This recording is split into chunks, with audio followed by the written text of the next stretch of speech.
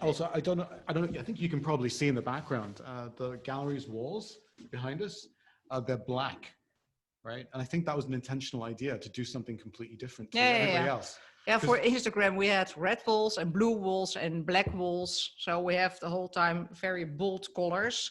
So if you see pictures on Instagram or photos from people and they know us, so you have art on this colored walls. It's from us. It's from, it's kind of because virtually all the other galleries have white walls. Secret branding. So if there's a photograph of a strong color, an art hung on a strong color, you know you're at Kochesbos, which I think is quite clever. And actually, I was kind of tipped off about this in advance, and I thought it was really cool. And today, when I saw the preview for this podcast in the room, I was like, "Wow, that looks amazing!" I want to be there. I want to feel. I've never been in the room where the floor's painted black and the walls are painted black. Like.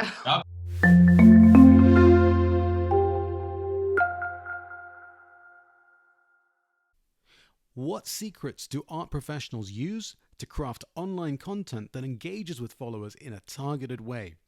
This is Rahul from Artist Life Hacks and V Patina. I speak to Esther Koch, a co-owner at Kochesbos Gallery in Amsterdam, and James Hughes, founder of Digital Marketing for Leeds in Ibiza, to find out. I went online and I checked out all the big galleries like Pace, White Cube, Gagosian, and I found that a lot of their posts are not actually about art. Right. Yep. So I categorize the posts and I see lots and lots of posts that are just images of the artist. Right. Yep. There are a lot of posts of the interiors and the openings and little videos that kind of speak to the buying experience. So that's the second thing.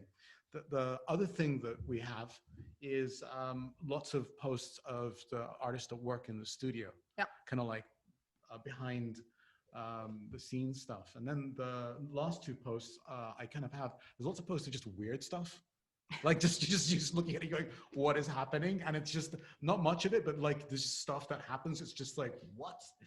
And then you also have lots of posts of important people in the gallery or discussions and stuff. So it feels like the big galleries are using Instagram to really push forward on lots of different types of branding.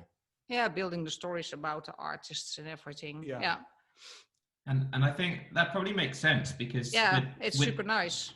Yeah, and with Instagram as well, you have to decide what your goal is. So for the bigger galleries, people already know about them. So they're not using their Instagram to help people discover about the gallery or what they're, because people already know they exist. They already go there like a few times a year. You know, they went there as kids or whatever. Like that, you know. Everyone knows about them. So they just need to keep the people that already know about them interested. They need to stay in front of them until they're ready to make a purchasing decision. Compared to a smaller gallery, which might want to use Instagram to just let the world know that they're there. Like it's a completely different goal. And I think that the smaller gallery shouldn't necessarily completely copy what the bigger gallery is doing because you're in like completely two different positions. Like whereas like a smaller gallery has the opportunity to actually find some new customers who just had no idea they existed. The larger gallery is that those people know they're there, and they just need to keep convincing them that they're this authentic place that they've already known about, and kind of reaffirming the kind of stories about them until that person's ready to pop in and make a purchase. So I think it's a little bit of a different use of the platform. Yeah, well, I must say the stories with the artists, well, it's also super nice because we're having this show, the solo show, and then you give some backgrounds. I think it's super nice. And I see, well, I'm growing, but not very much, but because we're posting mainly artworks, the installations in the gallery. Yeah. And then with openings, of course, well, then we have these two people looking at because it's allowed to have two people in. So we want to give a scenery also, but yeah, of course they have more time to do all this, Thinking, yeah, yeah, yeah, they've got a thinking, whole because team. I like the idea, but Yeah. okay. Do you have time for it? Yeah, Yeah, yeah. well, I didn't make time for it because I have other things, but at the other Understood. hand, I think it's very interesting to do it that way also, because if you involve the artist, then your growth will go more fast if I only try to reach my own groups. So I don't know. It It's becomes- also testing and trying, of Yeah. course. And also, I don't know. I think you can probably see in the background, the gallery's walls behind us, they're black, right? And I think that was an intentional idea to do something completely different to Yeah, yeah, everybody yeah. else. Yeah, for Instagram, we had red walls and blue walls and black walls. So we have the whole time very bold colors. So if you see pictures on Instagram or photos from people and they know us, yeah. So you have art on these colored walls. It's from us. It's from, like, it's kind of because virtually all the other galleries have white walls. secret branding. So Yeah. if there's a photograph of a strong color, an art hung on a strong color, you know you're at Koches Boss, which I think is quite clever. Actually, I was kind of tipped off about this in advance, and I thought it was really cool. And today, when I saw the preview for this podcast in the room, I was like, "Wow, that looks amazing!" I want to be there. I want to feel. I've never been in the room where the floor's painted black and the walls are painted black. Like, I'll be. Oh no. Oh, okay. No, I mean, like, I guess maybe I have, right? There was Hey, probably the concert hall. yeah, cinema, but in a small room like that, that in itself must just have a really super unique feeling on you when you like walk into that space. That's kind of because we did the walls with fabrics and not with paint. So it's a kind of, It's kind of soft. It feels soft. It feels like you're in. there's no end of the room or something. I don't know. It works very odd. Yeah, Yeah. it just feels like you've stepped into a Renaissance painting sort of thing. You know, it feels like, I don't know.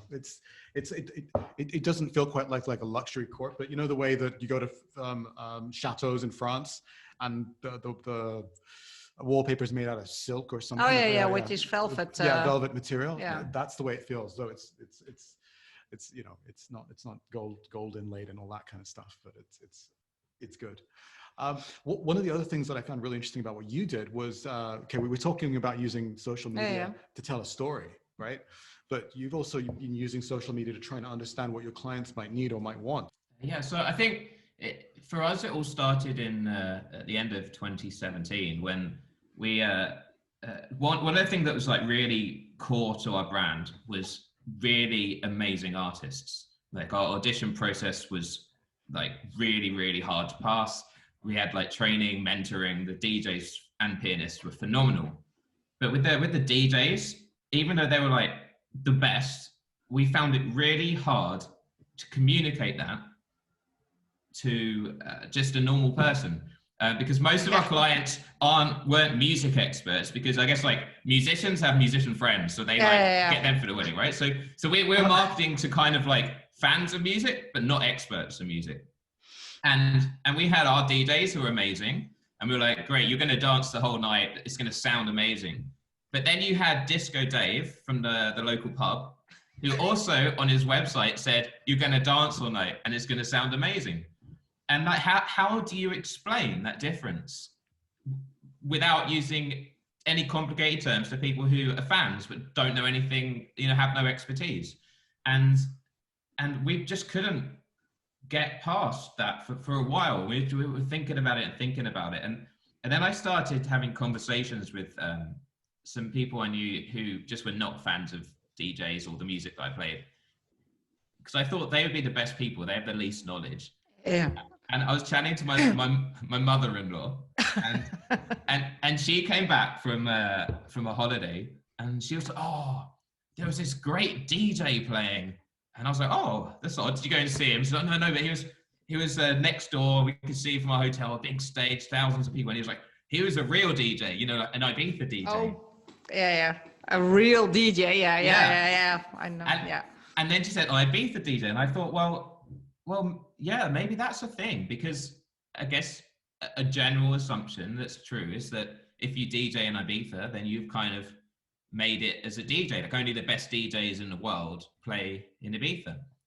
And so the strategy then for our business became,